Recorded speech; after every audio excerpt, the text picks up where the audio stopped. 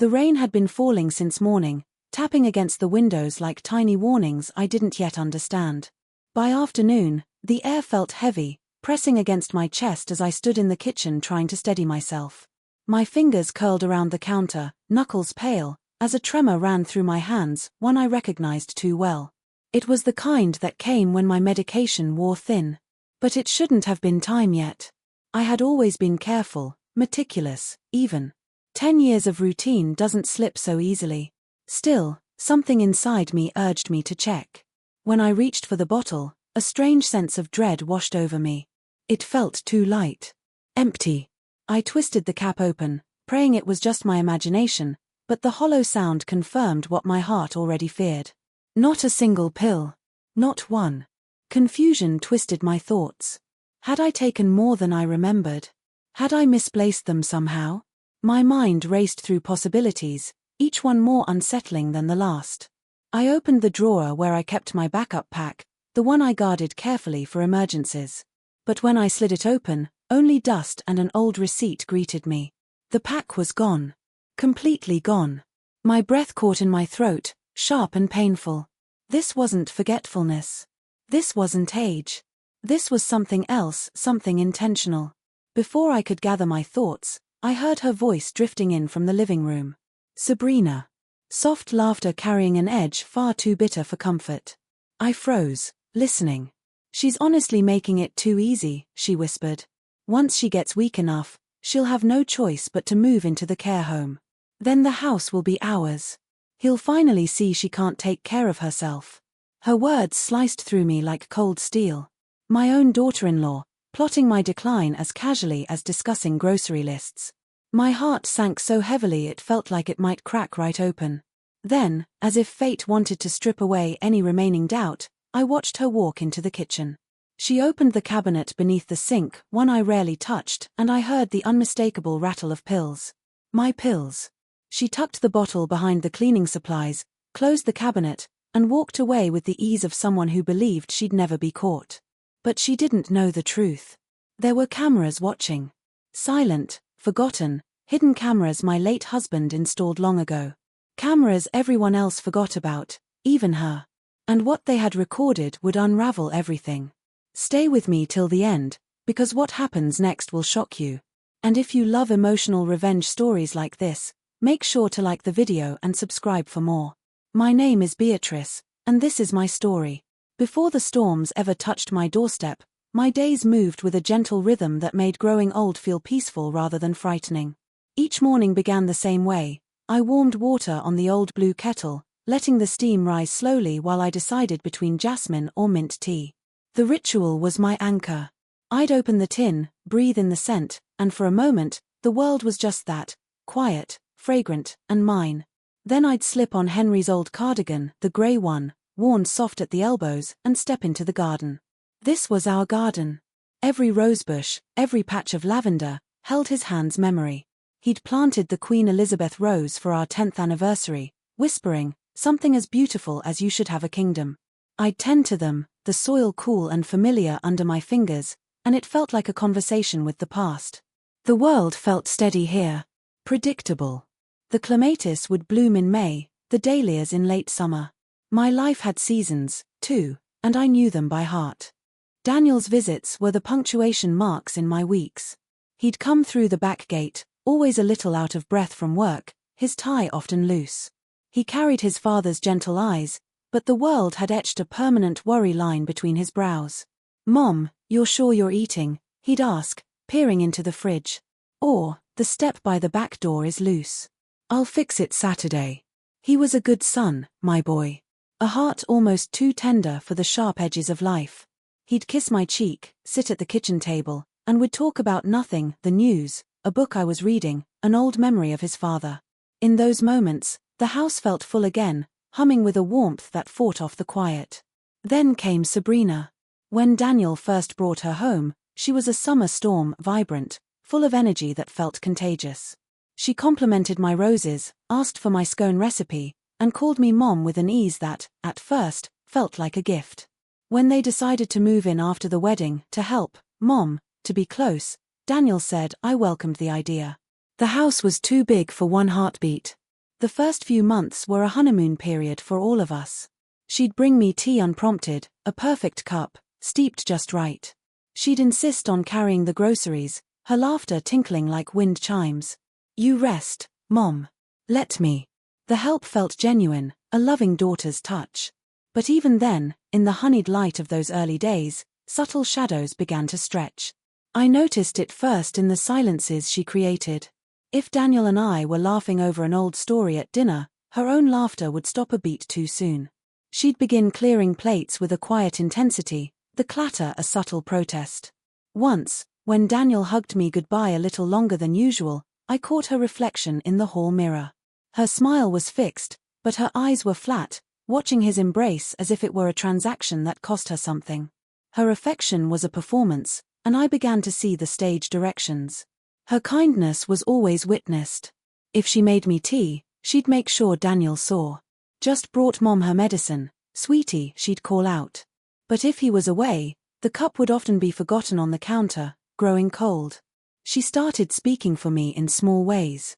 "Oh, Mom doesn't like that restaurant, it's too noisy for her," she'd say, though I'd never said any such thing. She was slowly, gently, drafting a narrative of my life, one where I was fading, becoming more fragile, needing more guidance. The house began to change. A vase I'd kept in the same spot for 20 years would migrate to a different table. "I thought it caught the light better here," she'd say. My favorite reading chair was subtly angled away from the window. "The glare was bad for your eyes." These were small things, petty on their own. But together, they were the first, faint tremors of an earthquake.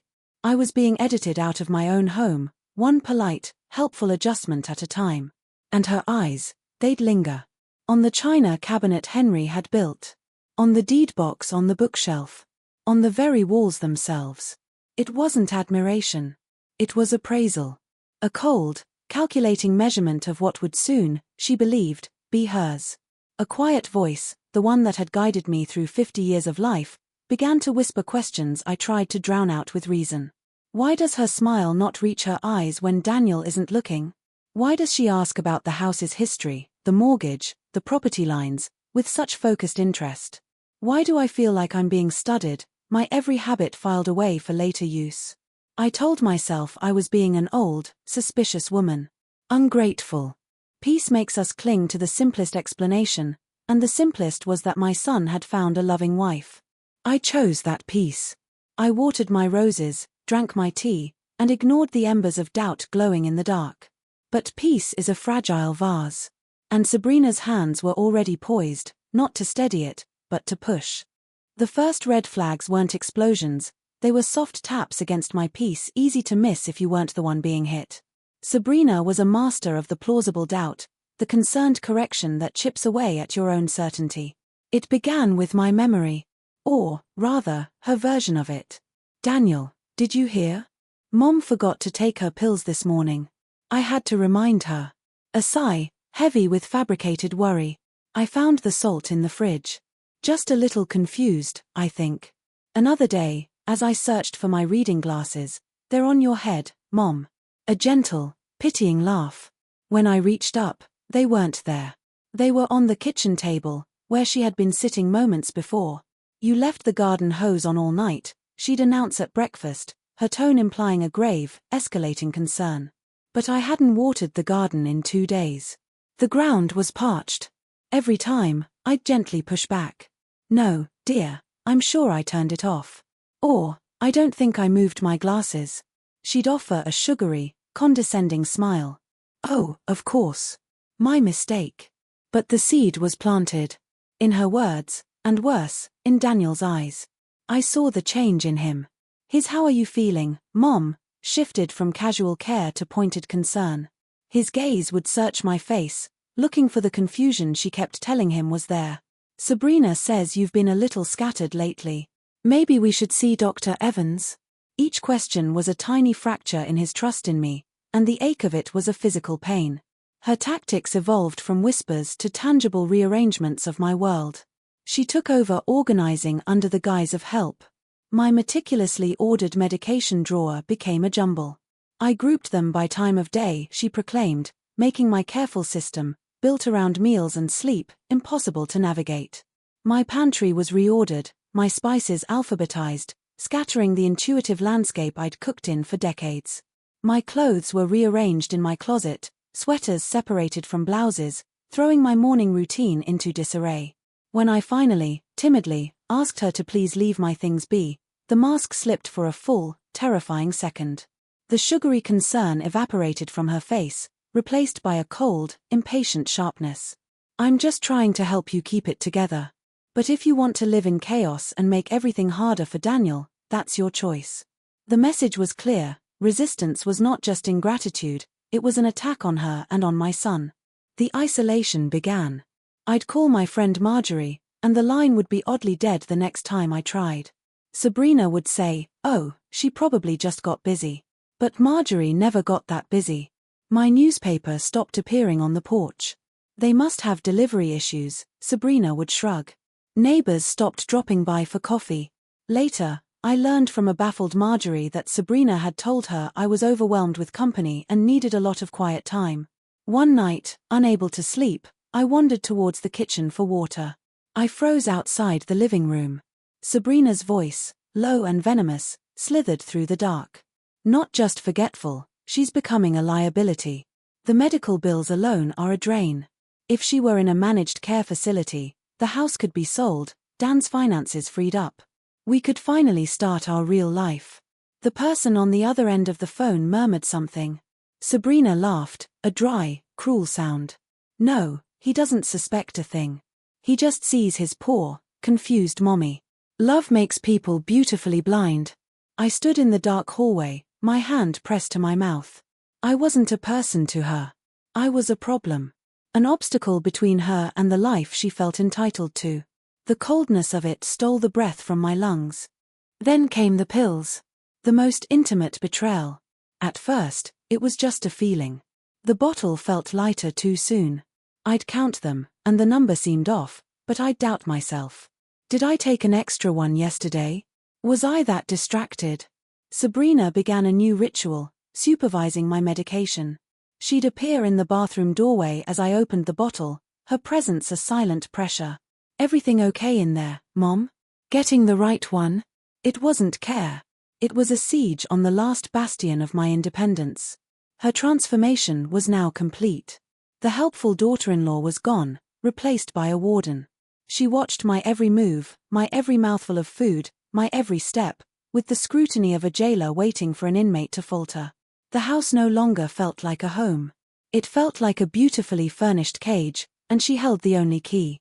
And the night I woke to see her silhouette in my bedroom doorway, backlit by the hall light, holding my pill bottle, just holding it, staring at it with a quiet, possessive satisfaction, that was the night I knew. This wasn't just meanness. This was a campaign. And I was losing. The shift didn't come with thunder or chaos. It came quietly, in the soft, definitive click of a drawer opening on nothing. That grey afternoon, a profound weakness had settled into my bones, a deeper fatigue than I'd ever known. My heart fluttered like a trapped bird. My body was sounding an alarm my mind was still trying to quiet. I went to my bedside drawer, my sanctuary of routine. My fingers, already trembling, found not the smooth plastic of the bottle, but empty space. A cold wave washed over me. Think, Beatrice. I checked the other drawers. I got on my unsteady knees and looked under the bed. I checked the bathroom cabinet. The backup pack, my secret emergency stash, was also gone. Vanished. This was beyond forgetfulness. This was surgical removal. A raw, primal fear tightened my throat. I needed to get to the kitchen, to water, to try and steady myself. Each step down the hallway was a marathon. The walls seemed to pulse. I gripped the doorframe of the living room, and that's when I heard her. Sabrina, standing by the window, her phone to her ear, her voice a triumphant murmur. "She's getting weaker already. It's perfect. Once she slips up badly enough, a fall, maybe, something convincing, the care home will take her immediately. No questions. Then the house is ours. Dan will be so relieved to have it settled. Weaker already. Perfect. Ours." The words were ice water in my veins. She wasn't just exploiting a decline, she was engineering one. My own body was being weaponized against me. Then, The universe offered its cruel, clarifying proof. She walked into the kitchen. I watched, paralyzed, as she knelt, opened the cabinet under the sink, the one that held spare trash bags and old sponges, and I heard it. The faint, dry rattle that was as familiar to me as my own heartbeat. She shifted a bottle behind a container of bleach, pushing it deep into the shadows. She closed the door, stood up, brushed her hands together, and walked away humming a pop song. It was so casual. So ordinary. An act of monstrous betrayal performed with the nonchalance of taking out the recycling. My vision swam. The room tilted. I gripped the counter until my knuckles screamed. Rage, hot and clean, burned through the fog of fear. She thought she was so clever.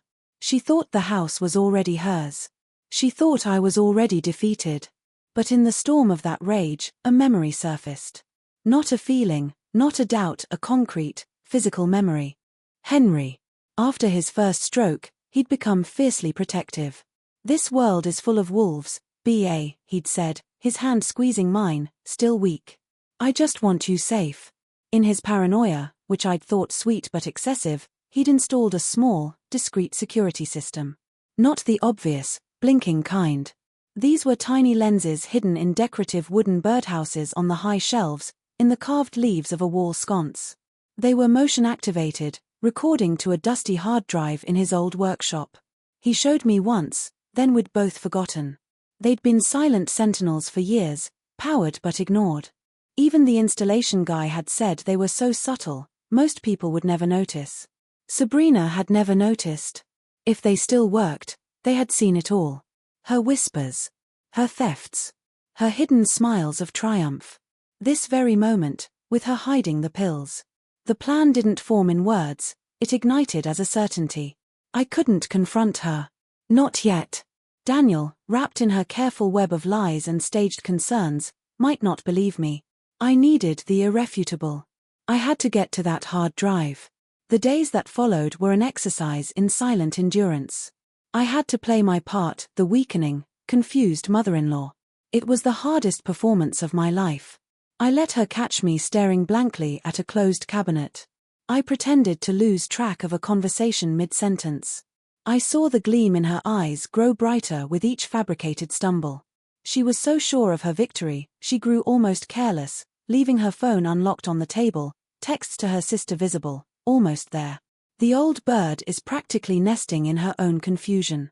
My physical state, however, was no act. Without my full medication, the world had a terrifying, shimmering quality. Dizziness would ambush me. One afternoon, reaching for a book, the floor seemed to lurch. My legs dissolved. I fell hard, my hip connecting with the wooden floor with a sickening thud. Pain, bright and sharp, shot through me. I lay there, winded, helpless, waves of nausea and weakness rolling over me. The footsteps that approached weren't hurried with concern. They were measured. Sabrina stood over me, looking down. Her face showed no panic, only a faint irritation. "Oh, for heaven's sake," she muttered, not to me, but to the universe for complicating her timeline. She didn't ask if I was hurt. She didn't call for help. She grabbed me under my arms, her grip bruising, and hauled me upright with a grunt of effort. "Come on. Up." She half dragged, half walked me to a kitchen chair and deposited me in it like a sack of flour. My hip screamed in protest. She leaned close, her voice a low, cold hiss in my ear. "Just hold on a little longer. This will be over soon." Then, louder, for an invisible audience, "Mom, you gave me such a scare. You must be more careful." The performance was chilling in its switch. She fetched a glass of water, placed it in front of me with a brittle smile. "Drink. You need to stay strong." The hypocrisy was a poison all its own. That moment, sitting in that chair, pain radiating through my body, her fake concern like a slap, something in me solidified. Not broke. Solidified. Into pure, hardened resolve. I would not let her win. I would not let her erase me, steal my home, and break my son's heart with her lies. My opportunity came on a Thursday. Sabrina had a long doctor's appointment, a weekly pilgrimage she never elaborated on. Daniel was at a crucial all-day meeting. The house was empty, silent but for the ticking of the grandfather clock. Moving was agony. My hip was a knot of pain. But I used the walls, the furniture, as crutches. Henry's workshop was at the back of the garage, a room frozen in time, dust motes dancing in the slattered light. There, on a high shelf, behind cans of old paint, was the black metal box, the DVR. I pulled it down, my arms shaking with strain and anticipation. I brought it to the kitchen table, plugged it into the outlet. For a long minute, nothing. Please. Henry, please. Then, a small red light glowed to life. A connected monitor flickered. The system was ancient, the interface clunky. My fingers, clumsy with anxiety, navigated the menus. Date. Time. Camera 3, kitchen. And there it was. Grainy, silent, but unmistakable. Sabrina, in her yoga pants, opening the cabinet under the sink. Taking my pill bottle from her pocket. Sliding it behind the cleaners. Looking around with a satisfied smirk before leaving. I scrolled back. Camera 2, living room. Her on the phone, laughing, her mouth forming the words I'd heard, the house will be ours. Camera 1, hallway. Her entering my bedroom, emerging with my backup pill pack. Clip after clip. Evidence. Not a feeling, not a suspicion. Proof. I sat there, watching the ghost of my own betrayal, and I didn't cry. I saved every relevant file onto a separate USB drive Henry had left in the box. I made 2 copies. One I hid in the spine of an old photo album. The other I placed in my purse. The trap was set. Now, I had to bring Daniel to see it without Sabrina suspecting. I waited for the right moment. It came on a quiet Sunday evening. Sabrina was out at a movie with a friend, one of the few she had left, as she'd slowly alienated most of ours. Daniel was in his study, paying bills, the weight of the world on his shoulders. I made 2 cups of chamomile tea, the way he liked it. I knocked gently on his door. Daniel, can we talk for a moment? He looked up, weary but willing. Of course, Mom. Everything okay? The automatic question now laced with her programmed concern. I need to show you something, I said, my voice calm, steady. It's important. Anne. I need you to promise you'll watch all of it before you say anything. The seriousness in my tone cut through his fatigue. He frowned, puzzled, but nodded. Okay. Show me. I led him to the kitchen table, where I'd already set up the monitor. I plugged in the USB drive. Your father installed these cameras years ago. For security. I'd forgotten about them. But they've been recording. His confusion deepened. I pressed play on the first clip, the one of her hiding the pills. I watched his face. The initial puzzlement. The slow dawning. The recognition of the cabinet, her clothes, the bottle. His head tilted, as if trying to make the image fit a different story. Then, as the clip ended with her smiling smirk, his face went pale. The color drained from it, leaving his skin ashen. What is this? He whispered. Keep watching, I said softly. I played the living room clip. The audio was faint, but we could make out the words. The house will be ours. His jaw clenched. A muscle ticked in his cheek. I played the hallway clip of her taking the backup medication. Then a clip of her moving my things, not with helpfulness, but with deliberate disorganization. Another of her on the phone, rolling her eyes as she described me as a burden. With each video, Daniel seemed to shrink into himself. His shoulders hunched. His hands, resting on the table, curled into tight fists, the knuckles white. By the time the final clip ended, the one of her standing over me after my fall, her face cold and impatient before switching to the false concern, he was trembling. A long, terrible silence filled the kitchen. The only sound was the hum of the refrigerator. Then, a ragged, broken sound escaped him. He dropped his head into his hands, his elbows hitting the table with a thud. His shoulders shook. It wasn't just crying, it was the shuddering collapse of a world he believed in. Mom. I didn't. I never saw, the words were fractured, gasping. She told me, she made me believe. I thought I was protecting you. The heartbreak in his voice was almost worse than Sabrina's cruelty. I placed a hand on his shaking back. I know, Daniel. I know. That's how people like her work. They don't show the monster. They just slowly turn out the lights until you can't see anything else. He cried for a long time, tears of rage, of guilt, of profound betrayal. When he finally looked up, his eyes were red raw, but the confusion was gone. Replaced by a cold, clear fury I had never seen in my gentle son. "Where is she?" he asked, his voice flat. "Dead. At the movies. She'll be back by 9. He nodded, staring at the blank screen as if it held all the answers. "Don't say a word to her. Go to your room. Lock the door. Let me handle this." The wait was interminable. I sat in my bedroom, the door locked, listening to the heavy silence of the house. I heard Daniel pacing in the living room, a slow, predatory rhythm. At 8:47, the key turned in the front door. Sabrina's cheerful, artificial voice floated in. "Honey, I'm home. That movie was a riot. You should have." Her voice cut off. She'd seen him. In the living room. Now. Daniel's voice was like stone. "What's wrong? Is it your mom? Did something happen?" Her concern was instant, practiced. "Sit down." I crept to my door, opening it just a crack. I couldn't see them, but I could hear. "Daniel, you're scaring me. What is it? I want you to explain something to me." His tone was lethally calm. "I want you to explain why you've been hiding my mother's heart medication under the kitchen sink." The silence was electric. Then, a flustered laugh. "What? That's insane. Why would I do that?" "She's confused, Daniel. She must have put them there herself and forgotten. This is exactly what I've been trying to tell you. Stop." The word cracked like a whip. "Just stop. I saw you. On camera." Another beat of silence. Then, her voice shifted, trying a new tack. "Wounded innocence." "Camera?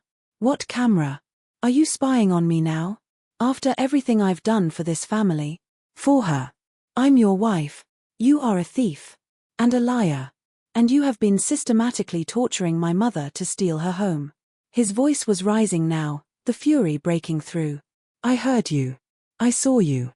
The pills. The phone calls. The way you looked at her when she fell."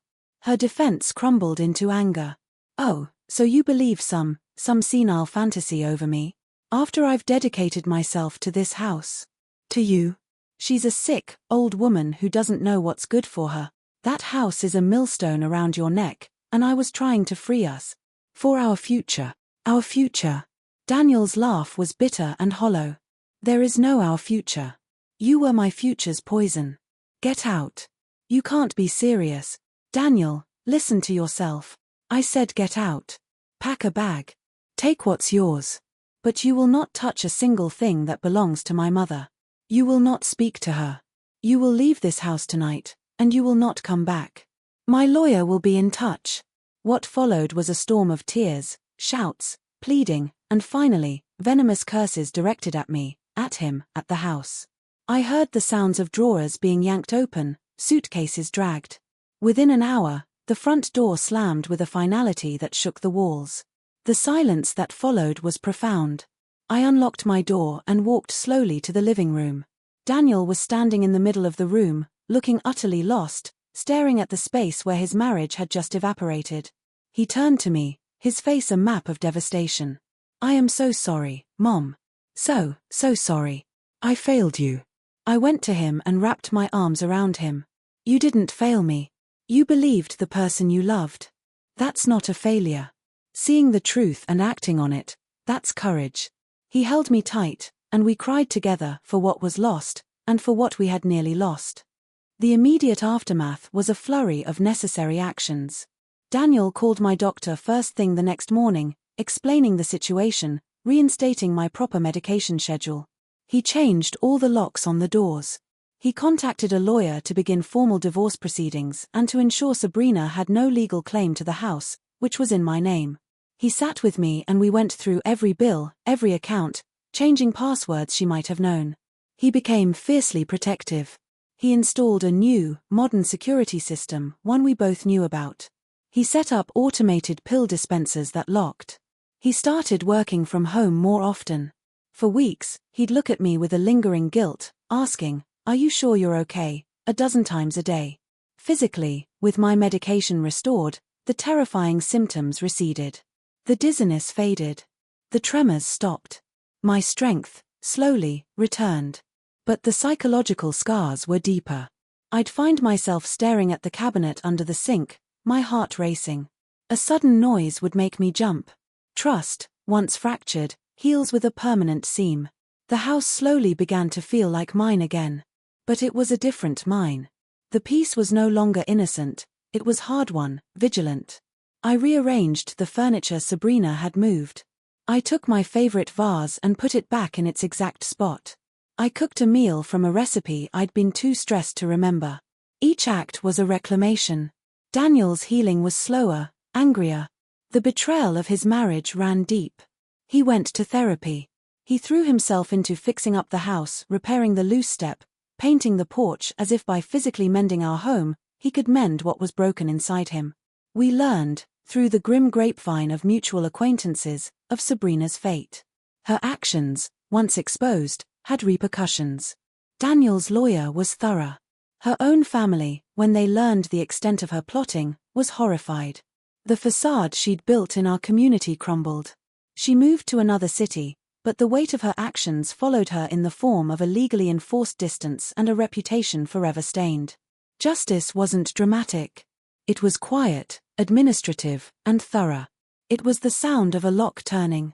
The sight of a legal document protecting my assets. The slow return of peace to my son's eyes. Looking back now from the quiet shore of this new peace, the path is painfully clear.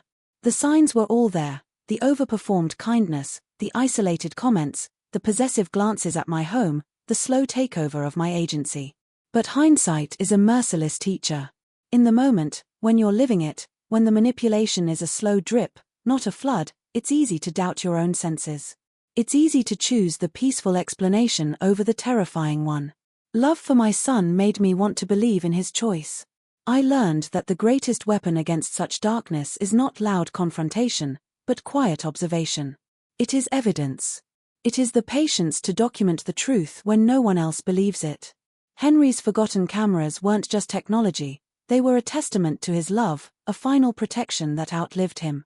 Sometimes, the smallest, most overlooked things, a dusty hard drive, a handwritten note, the courage to watch and wait, hold the greatest power. This experience carved a new vigilance into my soul. I am kinder, but less naive. I trust my instincts fiercely now. That inner voice that whispered warnings, I will never silence it again. To anyone listening to my story, who might see a flicker of recognition in their own life, I say this: vigilance is not paranoia. It is a profound form of love for yourself, for your safety, for your right to your own life and mind. Watch for the patterns. Notice the small inconsistencies. Document what you can. Protect your medicine, your documents, your private spaces. Never, ever let someone else define your reality or convince you that your own mind is betraying you. Your memory, your feelings, your instincts are your compass. Cling to them. And above all, understand that strength in age isn't about physical power. It's about the clarity to see a threat, the wisdom to plan your response, and the courage to act even when you are afraid, even when you feel alone. It's about reclaiming your narrative, word by careful word. Betrayal leaves a scar, but a scar is also a mark of survival. It tells a story: I was wounded, but I healed. I was tested, but I endured. My home is mine again. The roses bloom. The tea steams in my cup. My son's laughter, though rarer and more thoughtful now, sometimes fills the halls. The peace we have is not the fragile, ignorant peace of before. It is a peace built on truth, on cleared air, on boundaries fiercely defended. It is stronger. It is real. My name is Beatrice. And if my story holds any lesson, let it be this: no matter how dark the plot, how clever the villain, or how deep the doubt, the truth has a gravity of its own. Wait for it. Gather it. And when the time is right, let it speak with a voice that shatters every lie. For in that reckoning, you don't just survive. You reclaim your life, your dignity, and your right to a peaceful tomorrow.